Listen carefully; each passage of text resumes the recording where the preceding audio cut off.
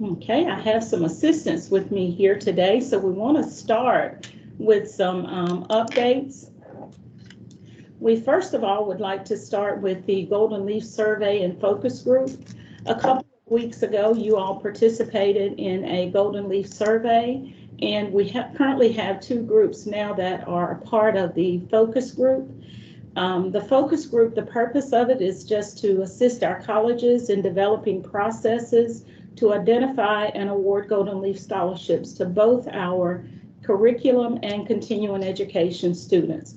So we're looking at ways to kind of streamline processes and make it easier for all, and ultimately to benefit our students within both populations. Just want to report that the first group met on yesterday, and Dr. White is currently meeting with the second focus group participants today as we speak. Also, Golden Leaf reallocation. Colleges will be notified in the next week or so if they are still showing being awarded. It is important that you will touch base with us, as Dr. White will be contacting you, so that we can, if you're not going to be able to spend those funds by June 30 of this year, that we can reallocate those funds to schools that are currently on a wait additional funding.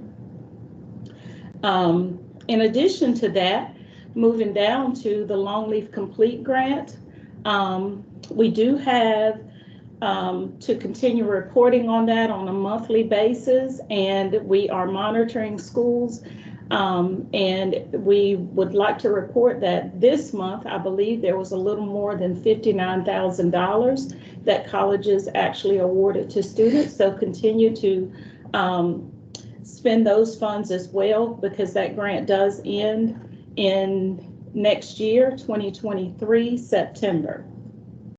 Longleaf Commitment Grant, to date, as of spring 22, 11,244 certifications totaling a little more than $4 million. To be exact, $4,341,931.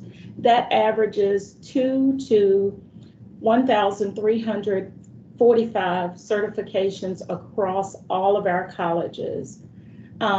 Last but not least on the updates is 21-22 expenditures. Just want to remind you all that your North Carolina Child Care Grant, as well as targeted assistance and less than half-time grant programs, need to award those funds to students by June 30 of 2022. And a separate date for reporting, I will be preparing a template and sending that out to you all. So system office reporting, how those funds were actually awarded to the students, that report will be due on July 29th of 2022. So just be on the lookout for a template, but also just keep in mind that your June 30 expenditures, the funds need to be expended by that date. At this point, before I turn it over to Dr. Kelly to make a couple of announcements, I would like to remind you all that if you've got questions, if you would put those in the chat for us, and those questions will be answered or addressed at the end of the presentation. So as of now, any questions that you have, make sure that they are in the chat and they will be addressed at the end of the session. Dr. Kelly? Okay. Thank you, Brenda. I just wanted to take an opportunity to put a voice to the emails that we were sending last week and over the weekend concerning the Summer Accelerator Program. Emails, sometimes it's easy for them to not be read with the intended tone. And so I asked Brenda if I could have a moment here at the beginning to make sure that I was able to add that voice and add that tone to that email. We definitely understand and realize the inconvenience and the extra effort that will be required given this last minute money that's been allocated to everybody. And so the Summer Accelerator Program, I think, is an excellent opportunity. And we all wish that we would have known months in advance as opposed to hours in advance. And so I appreciate the extra effort of each of you at the financial aid offices that this is going to take not only for your customer service routines, but also trying to figure out the workflows. And want to give a special thanks, and I guess you could even say apology to Brandy Massey and the financial aid review team, as they are now under pressure to try to come up with workflows here at the last minute as well. So the only way that we will successfully take this money and get it into the students' hands, which is where we all want it to be, so that way they can be successful this summer, is that we'll continue to work together and do our best to work through the problems that have been created because of this situation and find those creative solutions that then can help us serve the students at our best. So I'm going to stay on for the rest of the conversation to see if there's anything that I can do to assist. However, I think the true expertise is there in your financial aid offices and up here in the system office with Brandy and Brenda. So I just wanted to, again, add that voice to the email that I sent over the weekend, and I'm hopeful that we'll be able to work together to find these great solutions. Brenda? Okay, thank you, Dr. Kelly. So Dr. Kelly has provided us with some really helpful information, and hopefully, you know, with that, we'll put our smiley faces on and do as we always do in financial aid. Many of you are used to working in the fire, so we'll just continue that because the end result is that we will have or be able to watch a number of students walk across that stage at graduation, and they may be able to do it a semester or so earlier than they anticipated. Thus, we will move on into the Summer Accelerator Grant Program. And as Dr. Kelly indicated, we don't always know when we're going to get a call from the governor's office or anywhere else that is offering us money. So we cannot and do not say no to monies. So on April 22nd of 2022, our State Board of Community Colleges happily approved the allocation of a little more than $2 million. As you see on the screen, $889,652 to our 58 community colleges to be able to offer the North Carolina Community College Summer Accelerator Grant Program. Those objectives that they have in mind, or that we have in mind, is to encourage our students to continue learning and those training opportunities that will just foster their educational and career growth. In addition to providing existing financial assistance programs and services to better assist our students with their educational costs. And we all know that those costs will sometimes go beyond tuition and fees. They can use these monies for books, transportation, childcare. We have students who have, our students with disabilities can use these monies for accommodations. You know, some things that we don't always think about. In addition, you've got your veteran students who may not want to use their veteran benefits for the summer. This is a perfect opportunity to reach out and be able to help that population of students as well. And how are we going to do that? We want to be able to provide awards to students who are enrolling in summer courses to help them achieve that accelerated degree or credential. Like I said, to help that student to be able to walk across that stage a semester or two sooner than they anticipated. And also it gives you an opportunity to assist students who may need those developmental or those remedial courses over the summer to help them just to get on track and or stay on track in their programs and graduate on time. Dr. Evans, if you would move to that next slide for me.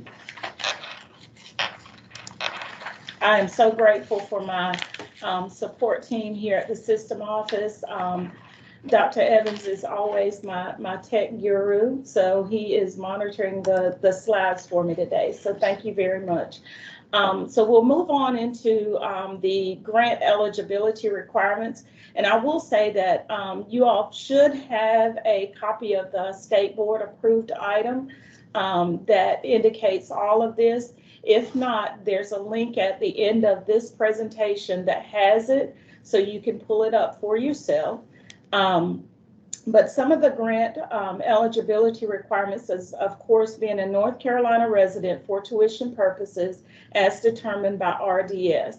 And there's really no way around this because it is the North Carolina Community College Summer Accelerator Grant Program. And of course, North Carolina residency is required. Enrollment in a curriculum program of study and have not already completed a post-secondary degree unless the student has earned a certificate or a diploma and is now working towards an associate degree. So very minimal requirements. Dr. Evans, if you would go to the next slide for me. Now, these are some additional eligibility requirements, but note they are not required that you can provide a maximum grant award that will not exceed your college's cost of attendance for the number of credit hours that they're taking, up to $5,000. It may also be used to cover the cost of attendance, including books, supplies, transportation, childcare, and as I indicated before, accommodations. So consider our students with disabilities in the Summer Accelerator Grant Program. We'd like to see all students progress. So colleges may also provide support to a student who is considered a special credit student, a student who's visiting your institution for the summer and taking a course that may transfer back to their school. Now, this is not a requirement, so you don't need to go out and make additional rules or whatever. If your college doesn't normally award to those special credit students, you don't have to do this. While also not required, schools should prioritize those students who qualify for federal and or state aid. So you want to consider those students first, giving them priority over a student who may not have completed a FAFSA. Next slide, please. So regarding our allocations, the time period, and the funding source and availability, each college received an allocation that is indicated on the state board item from May 1st of 2022 through September 30 of 2023. This award covers 2 summer periods, and it will not exceed the $2,889,652.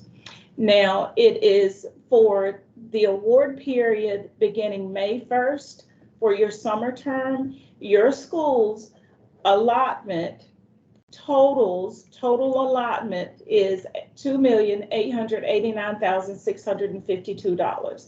That is your allocation for 22 summer. In addition, for 23 summer, colleges will receive an additional allotment that would be approximately the same, if not more, for summer of 2023. Additional information will be provided to you as it gets closer to summer of 2023.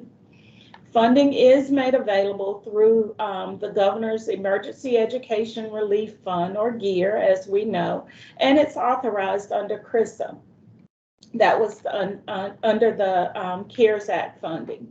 Now, I do have an area here in bold and want you all to know that from these funds, the money is pending from the Office of State Budget and Management for the allocation that is described above. What that means is the community college system does not have the money in hand, but we have been assured that the money is coming to us.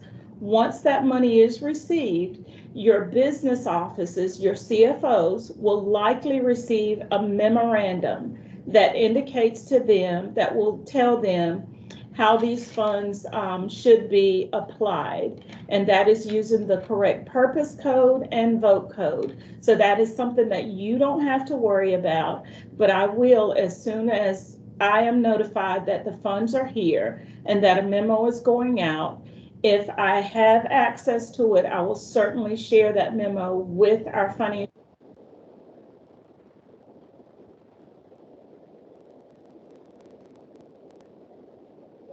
Now, as far as workflow and reporting, because this particular grant is going to work similar to the Longleaf Complete grant, I have taken this information from an email that was sent from our BSA, and it says that this will require creation of a new award code, in addition to a category, and categories are what we are using to identify various scholarships, grants, whether it's federal, state, or institutional, and it may require an update to the financial aid translate table. That is the mnemonic that you all know to be FLTT. All of that information will be coming to you, and you will be updated with a do you know or did you know, along with the colleague scholarship guide. That is all being updated. So be on the lookout for information regarding workflow and workflow from Brandy Massey or a member of her team. Again, I want to say to you that it's going to work almost like the Longleaf Complete grant. So therefore, the system office will likely be required to report this to NCPRO, that is the North Carolina Pandemic Recovery Office, on a regular basis, which is likely going to be monthly, just as we do for Longleaf Complete. Next slide, please. Now, I know a lot of you have been working back and forth and talking to each other via the listserv, and I really appreciate that you have actually taken the initiative to go ahead and start strategizing and coming up with best practices. So I would love to take the credit and say that I came up with all of these ideas for you, but I didn't. I copied. So some of those strategies that you came up with was, one college indicated that they're probably going to may do a short online application to current and prospective students, and to offer funds to students who are enrolling in the summer, and maybe ineligible for Pell. You know, with our year-round Pell, a student is required to to be enrolled at least half-time. And for some of those students with the higher EFCs, that knocks them out, and they're not always able to go full-time. So this school has suggested maybe $1,000 per student. Not a bad amount, and especially if that student is taking 5 credit hours, 4 or 5 credit hours, that's tuition and possibly books. So that's a great suggestion. Another school indicated they're not going to ask for an application, and they may award based on credit hours. So it sounds like they've got some tiers of awarding or something in place there. Another suggestion is running a list of enrolled students for summer and awarding without an application. Man, that would really speed the process. So really great ideas that you all have come up with. Another school indicated maybe standard eligibility, looking at an EFC range between 4,501 and 15,000. Enrolled as of May 1st, which is the date of the grant. Enrolling in at least 6 credit hours, meeting SAP, and remaining need with cost of attendance, and no application. Now, one good thing about this, and I'd like to point this out, is those students sometimes who are coming in the summer and taking classes on their own, they may be taking classes to kind of boost their grade point average or completion rate. Think about those students in the equation. So, and SAP is not required for Longleaf Complete grant. And again, this grant mimics Longleaf Complete, except it's a summer accelerator grant.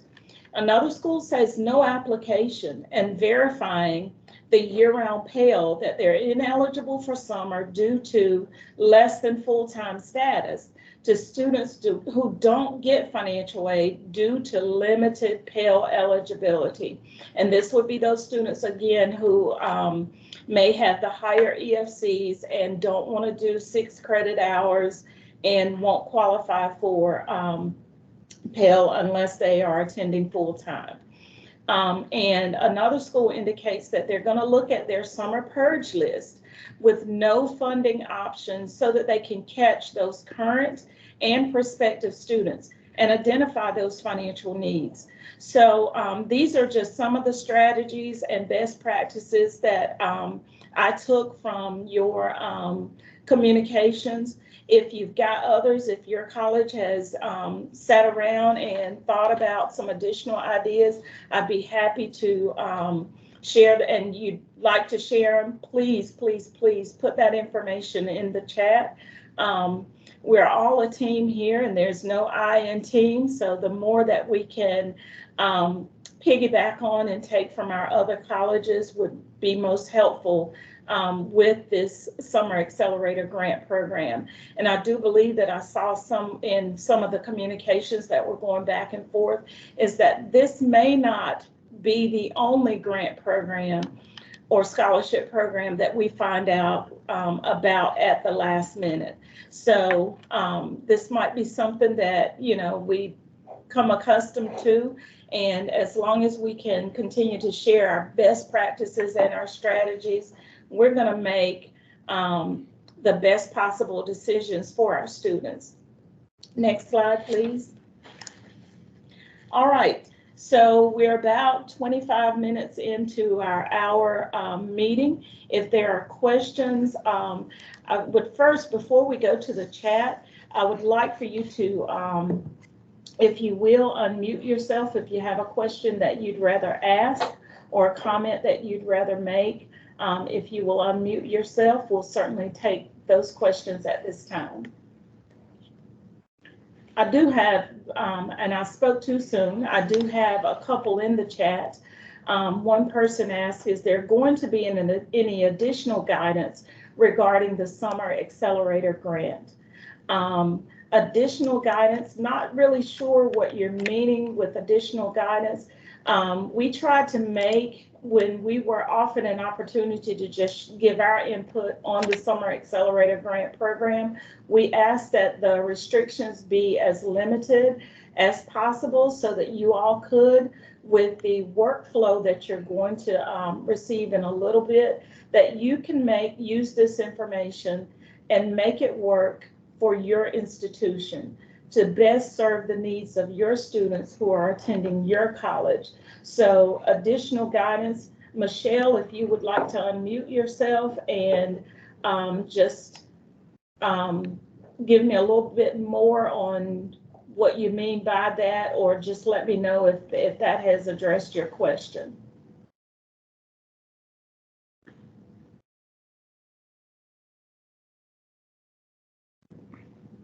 I'm going to assume that that answered your question.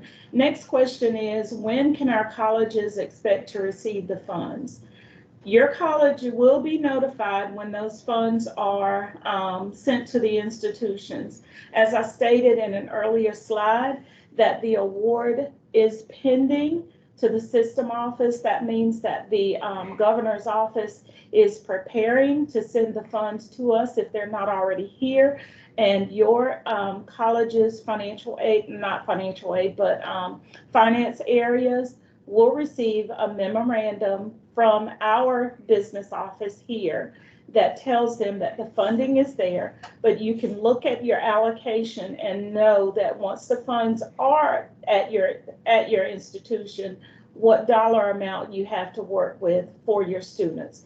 That amount is not going to change. And I will tell you what the funding strategies were based on.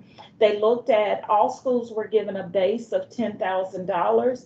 In addition to that, they looked at the base FTE, and I believe it was either for the 1920 or the 2021 year. So that was based on your Pell expenditures. And for those minority serving institutions, they received an additional amount. So that is how your allocations were made. Let's see, and another question in the chat was, since colleges will be receiving an allocation for this grant, can we set it up in colleague like targeted assistance or less than half-time grant? I would say on that, because I am not the IT or BSA guru, is that I would just advise that you wait for that workflow guidance to see how it compares to set up for your long leave, targeted assistance in less than half-time.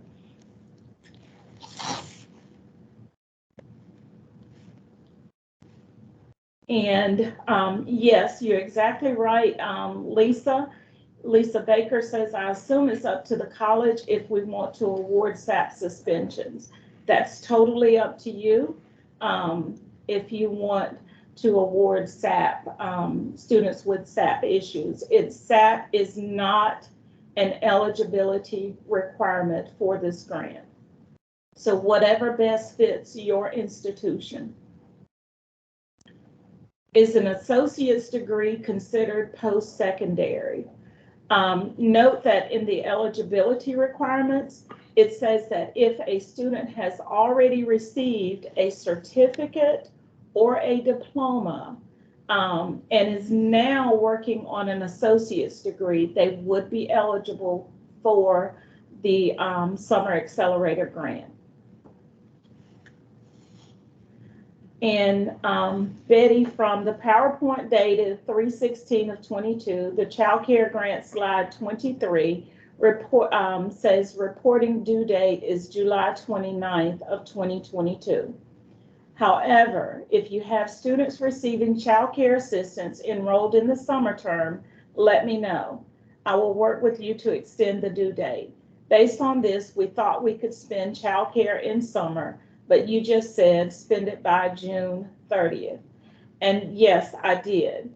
I certainly did. And Betty, what I would like to say, and I think I said it at the NACASFA conference as well, I have no authority in changing the date that your expenditures have to be reported to our business office here at the system office. I can't change that because it actually goes with the, it runs July 1 through June 30. So all expenditures have to be reported by June 30. My reporting deadline for child care grant, as well as targeted assistance, I'm asking that you report what your college has expended to me on July 29th of 2022.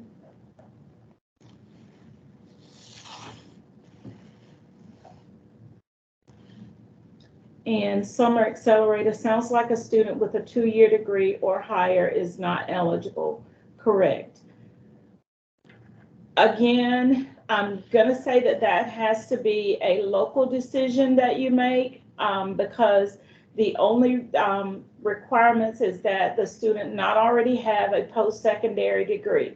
If you are using your Long Leaf Complete grant and you are awarding a student who has already completed an associate's degree and is working on another, and you have the funding, your institution can certainly make those decisions.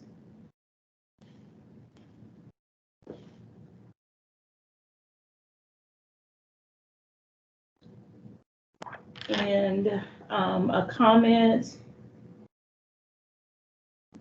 I'm not sure if this is a question or a comment, but Lisa Kortoff, if you would unmute yourself, you're saying yes, but if they've already earned another associate degree, they aren't eligible, right?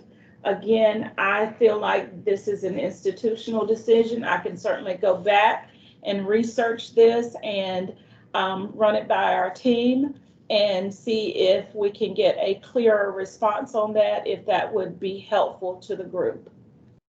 Well, yeah, I was just asking because the earlier question was whether or not an associate degree was a post-secondary degree, and it is. So I just wondered if, if it says that they've already earned a post-secondary degree, then that would mean that they wouldn't be eligible. But if you think there might be some flexibility, that would be great because it would make life a lot easier for us to not have to check for that.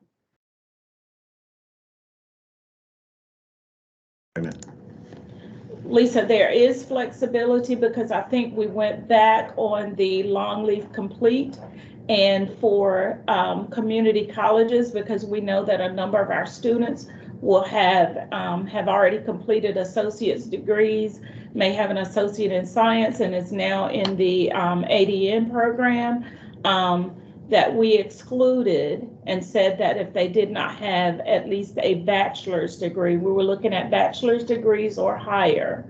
But I will certainly go back and take that before the team and provide a thorough explanation on that.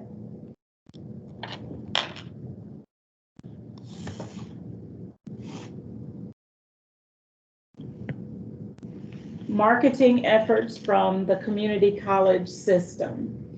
I'm going to say for marketing purposes, we actually have a marketing team here at the system office, and we are not always a part of all of the information that goes out. So where you're going with this, I know that there was some marketing materials that said to contact the financial aid office. Our area in student services had no input on that, and we're not aware of that particular statement going out until we read it when you all did as well. So my apologies for information that may have or could be possibly misleading. I was out of the office last week when all of this was going about, and if had I been here, I would have made every effort to get this information to you as soon as the board approved it, but I wasn't. But I can only apologize for information that goes out from another area that we're not always privy to what they're going to say. So if it's an institutional decision, can we award students who already have a bachelor's degree that are coming back for an associate's? Keep in mind, Allison, that if this grant is going to work like the long leave complete excluded students who had a bachelor's degree or higher. But again, we are going to go back and make sure that we provide the exact purpose of a post-secondary degree for the purpose of the Summer Accelerator Grant Program. Dory, again, I think your question is pretty much similar. So I will say again that we're going to go back and we will provide you with information regarding that explains post-secondary degrees.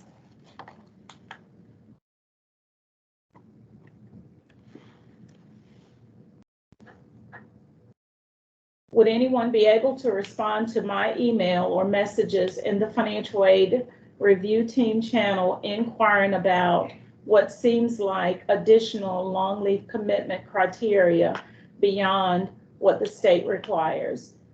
Joey, I will certainly make every attempt to respond to your email and or messages that you listed in the review team channel last week. Again, I was out of the office, and being back this week, just trying to catch up. I'm not ignoring your message, and will certainly make an effort to respond to it very quickly.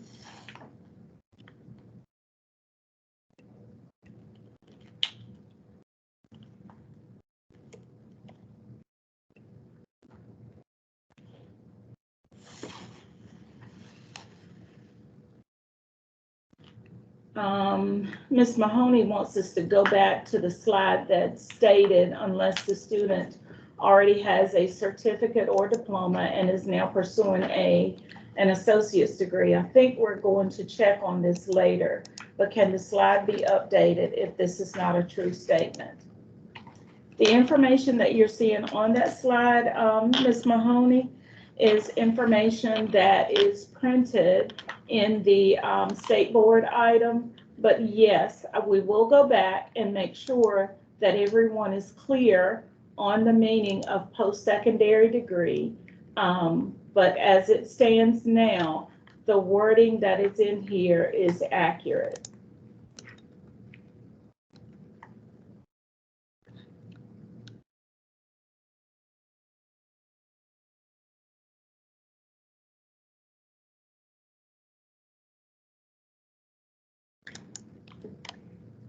I don't think that there are any more questions in the chat, but if you would like to unmute yourselves, now is your opportunity.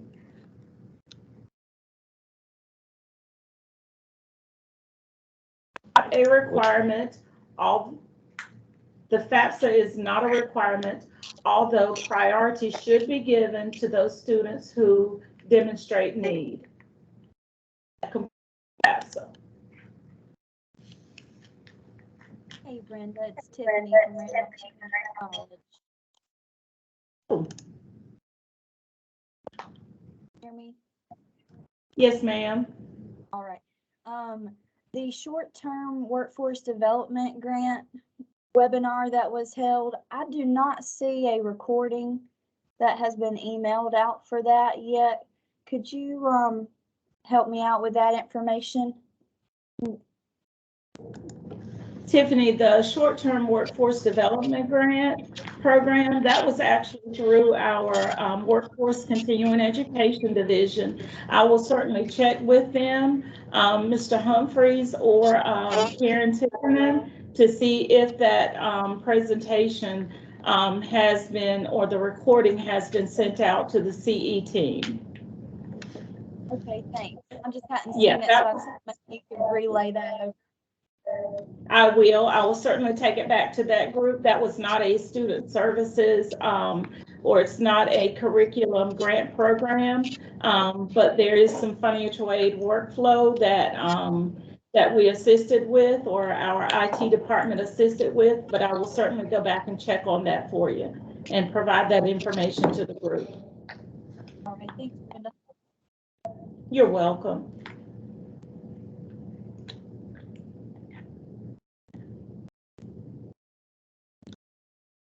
Are there any other questions from the group before we give you back about 15 or 20 minutes of your day?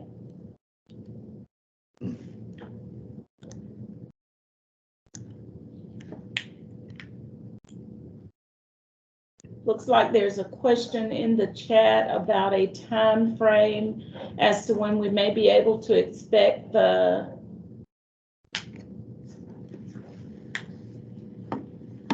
funds from the Accelerator Grant Program. I know that our comptroller is going to be curious about that as well, since it sounds like we're being asked to go ahead and start awarding and or spending these funds.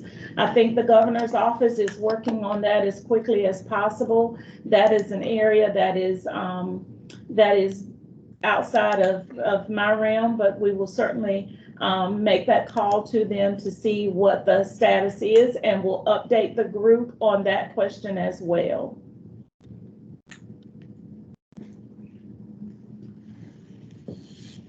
Can you give us an update on the commitment grant as far as when we might expect the workflow? I believe I saw this response to the community when Brandy responded to the community about the workflow that's coming soon. She indicated as well that the commitment grant workflow would be soon coming also.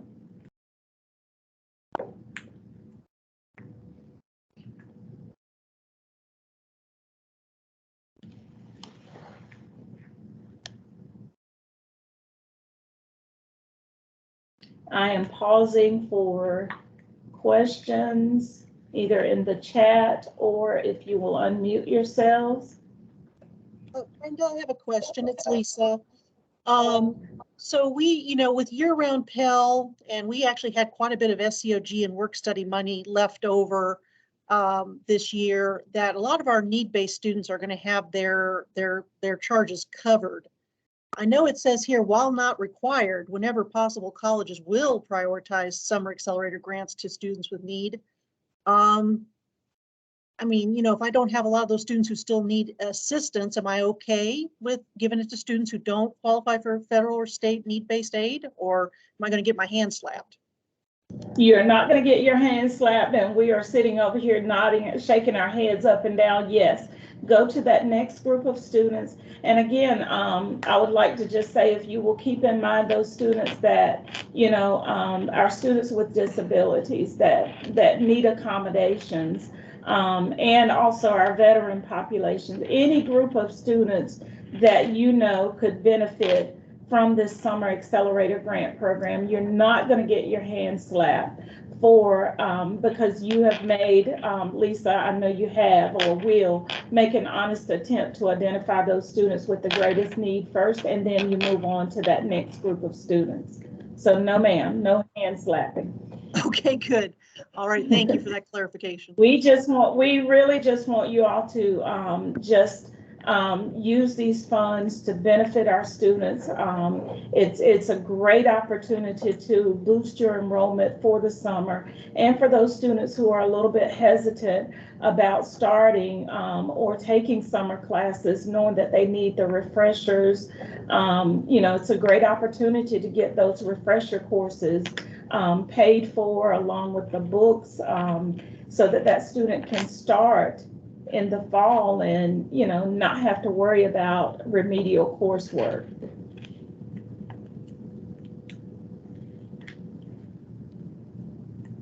I have a quick question. Okay.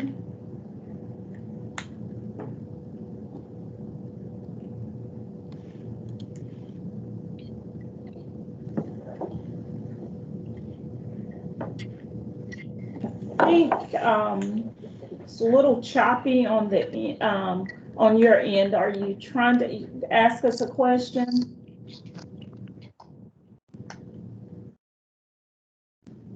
I'll put it in the chat if you can't hear me. Okay, thank you. And Dory, if a student qualifies for in-state tuition based on VA status, but is an out-of-state student based on RDS, would they still qualify for these funds? If the student qualifies is considered or classified an out-of-state student via RDS, they would not be eligible for these funds. NC residency as determined by RDS.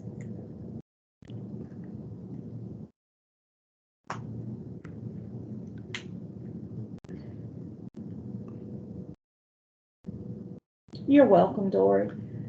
And I think we're waiting on a question in the chat.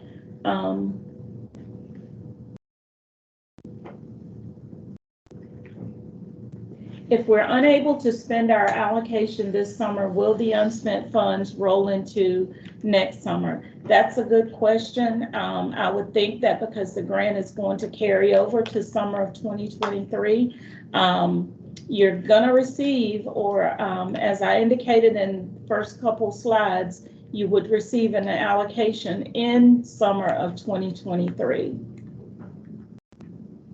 So that's an additional allocation in 2023.